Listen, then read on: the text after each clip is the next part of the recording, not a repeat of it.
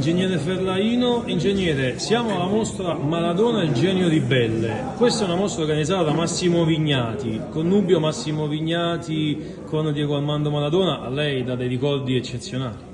Mi fa molto piacere questa mostra, mi fa molto piacere essere venuto qui a Pompei a vedere la mostra e a conoscervi. Sergio Siano, le foto davvero molto belle, poi dopo ovviamente le vedremo, però Presidente è anche vero che questo è l'anno, ci si avvicina allo scudetto. Il terzo scudetto del Napoli. E per lei sono ricordi importanti.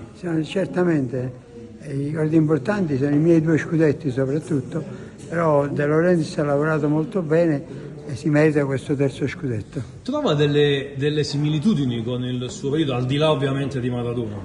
No, non credo. Siamo 2 persone completamente diverse, 2 metodi di portare avanti la società completamente diverse e niente. Poi lui parla in romano, io parlo in napoletano.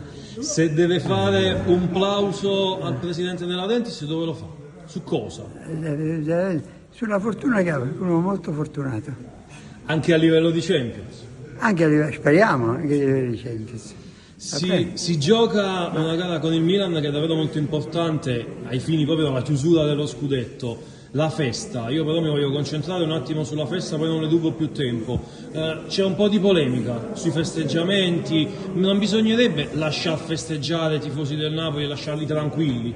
Ma sì, ma in pratica li lasciano tranquilli, i tifosi del Napoli fanno quello che vogliono, la città è dei napoletani, quindi praticamente i napoletani fanno quello che vogliono.